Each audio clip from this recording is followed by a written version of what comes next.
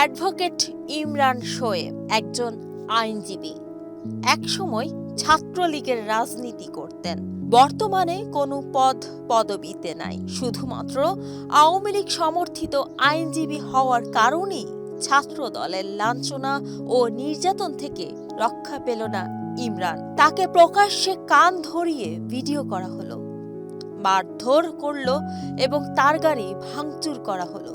ভিডিওতে দেখা যাচ্ছে গত ৮ অগস্ট কোর্ট থেকে বাসায় ফেরার পথে চাঁদপুর পৌর ৮ নং ওয়ার্ড গুয়াখোলায় জেলা ছাত্র দলের কর্মী শাহরিয়ার ও প্রিন্স সহ ২০ থেকে ২৫ জন দেশীয় অস্ত্র নিয়ে তাকে শারীরিক আঘাত ও লাঞ্ছিত করে এবং সে যদি ভবিষ্যতে আওয়ামী লীগের কর্মীদের জন্য মামলা লড়ে তাহলে তার এই ভিডিও সামাজিক যোগাযোগ মাধ্যমে ছড়িয়ে হেয় প্রতিপন্ন করার হুমকি দেয়।